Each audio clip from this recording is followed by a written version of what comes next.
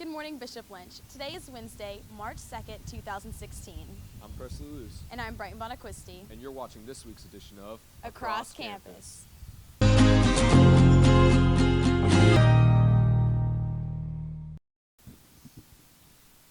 Hey Brighton, what's Northwest's middle name? I don't think he has a middle name. Oh, I thought it was Southwest. Let's take a look and see who else got tricked by questions like these. How many feet are in a mile? Do you know how many feet are in a mile? I don't One, know. No, I don't. 2, 3, 4. Guys, it's 5,280. How do you know that? How don't you know that? Well, I can't be the only one that doesn't know that. Let's go quiz some people. How many feet are in a mile? 3,742. 5,280. 5,260. 1,072. 1,065. 5,280 feet. How many continents are there? 13. No, that's colonies. 8. Name them. U.S., Brazil, North Antarctica, Europe, Africa. North America. Okay. Okay, it's one down. North America, South America, Africa, Asia, Australia, Europe. What the heck? Aren't they like all A though? Antarctica, is that one? Wait, that is one? Whoa, okay. This is going good. Africa, Asia, Australia. North America, South America, Europe, Africa, Asia. What's it called? It's not called Australia. It's the Arctic and Antarctic. Europe, North America, South America. North America, South America. No, yeah. Did I get it right? Okay. Europe, Asia, Australia. What's the name of the national anthem? The name? Yeah, like the song title. These are hard. The Star Spangled Banner. The title of the national anthem. Didn't you just say it? That's not the title of it? What do you know? Star Spangled Banner? Yeah, what's the first line? Oh, say, can you see T-Flame in this thing? The Pledge of Allegiance. The national anthem. The Star Spangled Banner.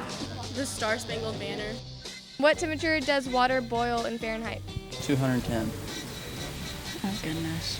It's so stupid. I don't know. 132 degrees Fahrenheit. 150.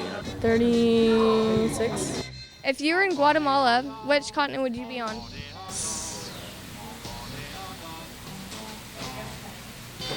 South America? If I was in Guatemala, South America. Be in Central America. So North America, technically. Who fought in the Cold War? Oh, I have no idea. America and Antarctica. Russia and America. Spain. French. Russia. Mainly the U.S. and Russia, or the Soviet Union. What's the name of the Supreme Court justice that recently died? I don't know. Steven. Scott. No. Jessica. How many branches of government are there? There. 3. Executive, judicial, and legislative. Legislative. That's all I know. 3 branches of government. Okay, legislative, judicial, and executive. Who was the first person to walk on the moon? Castillo, 1954. Oh, I don't know if I want to say it. Say it. Neil Armstrong. Neil Armstrong, I know that. Hey, I got one. How many Star Wars movies are there? 3, 4. There's more than that? 7. 7. 7. As of 2015, how many Oscars has Leonardo DiCaprio won? 0. Are you serious? 0. He hasn't won a single one in 2015. Now he has won 1 Oscar. How far in debt is Kanye West? 15 million. 53 million. 53 million. You're about 2 million. 2 billion. 2 million. 35 million? It pains me how I think I know it. 53 million? What is Northwest's middle name? She doesn't have one. Northwest, northeast, west. Northeast, Levon, west. Are you kidding me, Sid? Are you kidding me? Doesn't have a middle name. At least I know Northwest doesn't have a middle name. Yep, you got him there. This has been Sydney Solis And Erica Cronenberger. reporting for Across Campus. Hey,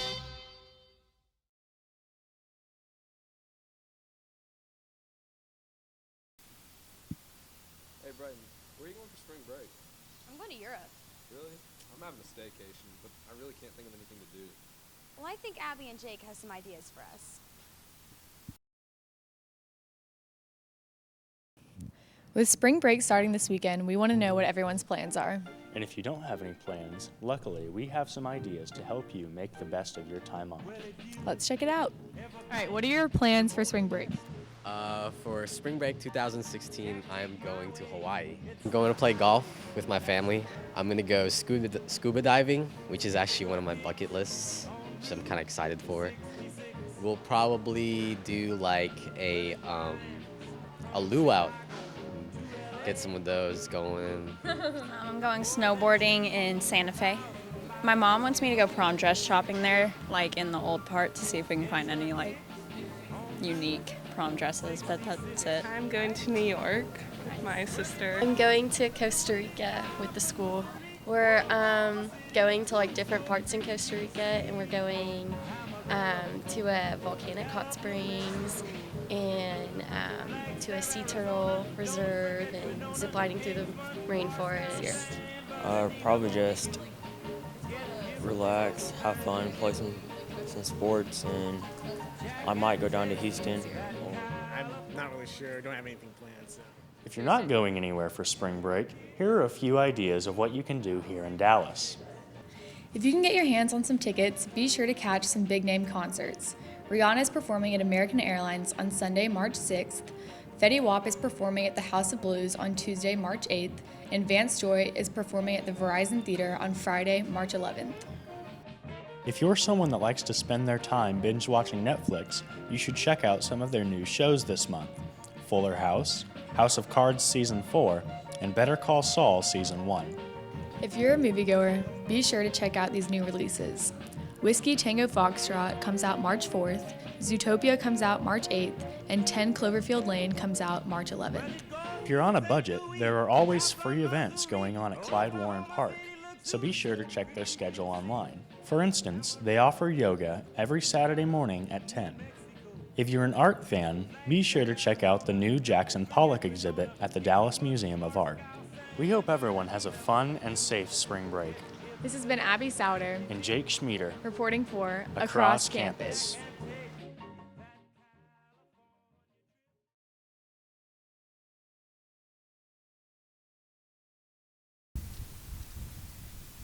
At some point in everybody's life, there will be a defining moment that drastically changes their future. Last week, we got an inside look at Mrs. Sawyer's defining moment. Now let's take a look at this teacher's formative moment.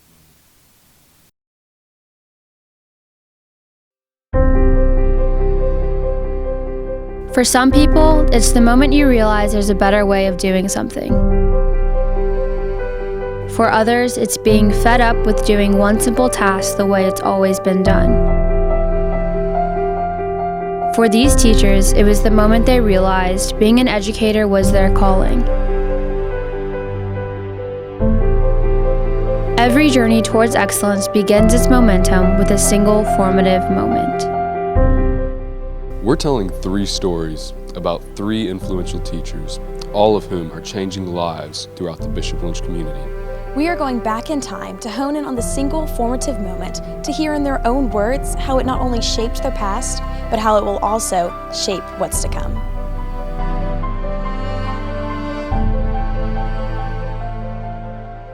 My name is Tim Hester. I am a husband, a father, and a Catholic school teacher.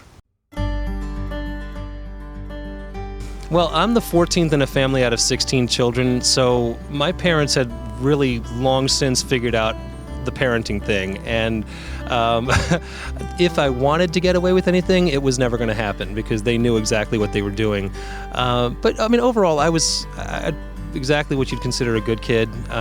Never caused my parents any trouble. I know it sounds very boring. I was a good student.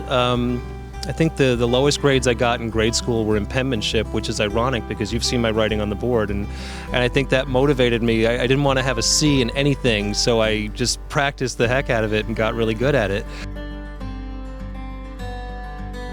Well, the biggest aspect of my teaching, and especially my teaching here at Bishop Lynch, that my upbringing affected was the fact that my parents taught me how to be open to God's will and how to discern and never to be afraid to go where you think God is calling you. Ultimately, I think I'm a teacher because I think it's what God called me to do, and by His grace I was able to respond to that call. Especially through the influence of many people in my life, it kind of brought me to where I am today.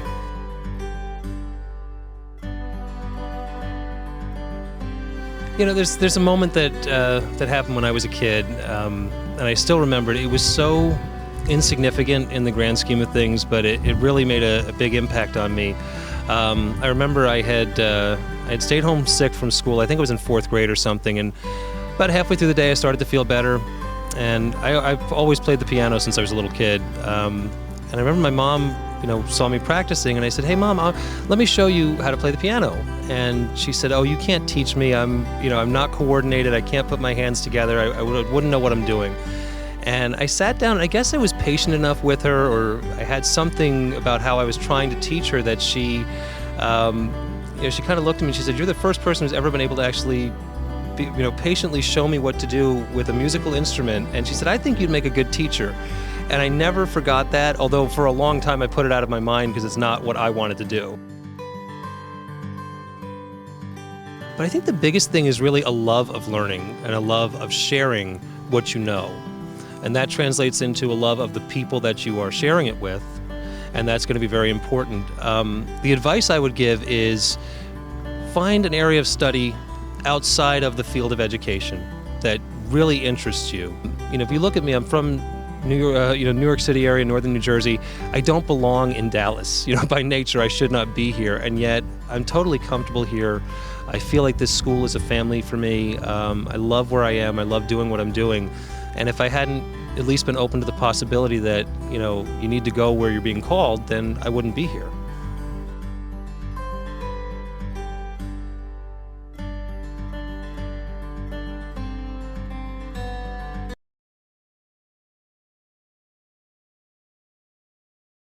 Thank you for watching this week's edition of Across Campus, We'll see you next week, where the news is right where you are. across campus.